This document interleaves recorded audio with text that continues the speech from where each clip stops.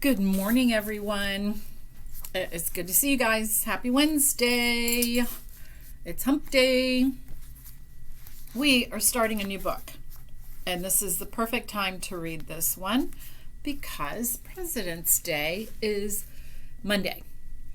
This one is called Phoebe the Spy, and it is based on a true story.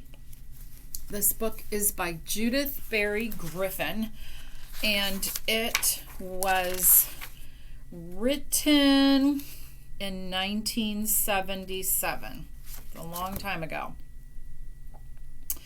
True story of the American Revolution. Now, this story is about George Washington before he was the first president of the United States. Before that, he was general of the armed forces. All right. Phoebe the Spy. This is not a very long book. Probably will finish it in the next few days. Okay. There are pictures that I will be sure to show you. And I'm going to add little videos as well as my own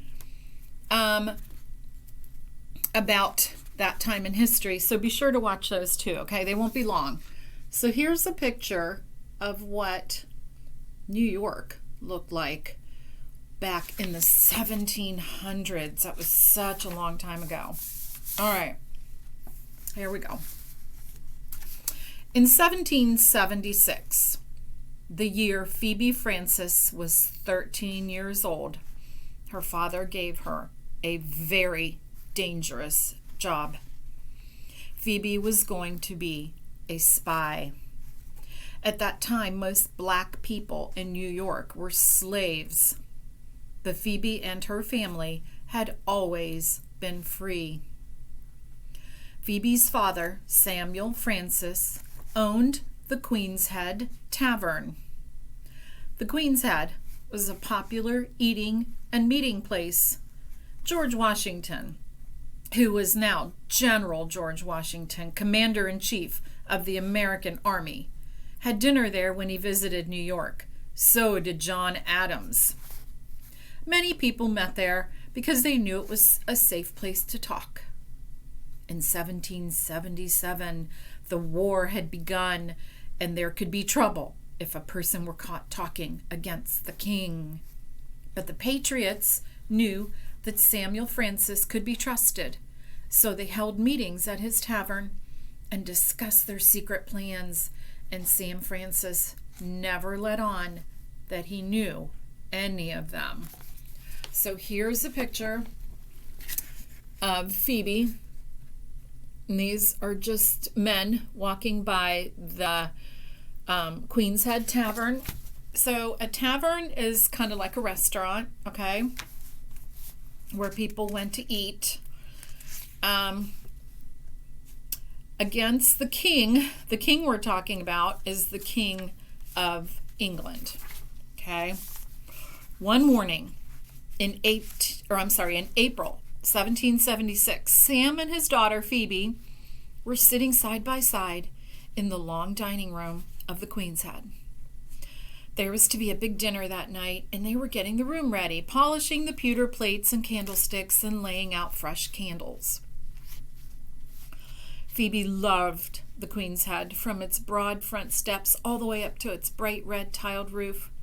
But this room, called the Long Room, was the room she loved best, with its neat tables and chairs, its fireplaces, and its big windows.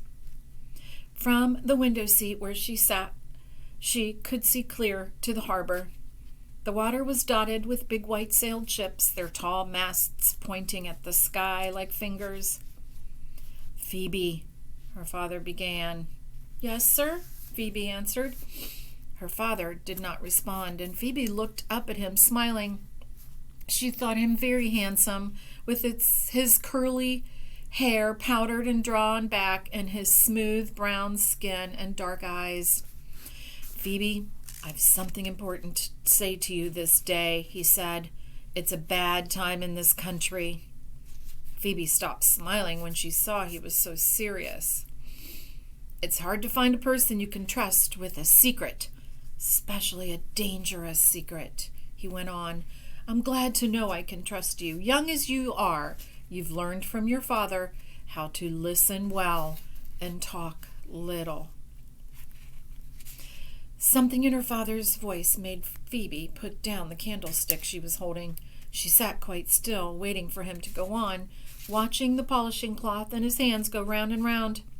I have a great fear in me, he said slowly, that our General Washington is in dread danger. Here they are in the Queen's Head. This is the long room. Okay. Now they said candles. Why are they only putting out candles? Did they have electricity back then? 1776? It is he who is keeping the colonies together. But there are those who'd like to see the colonies separated and so ruled more easily by the king.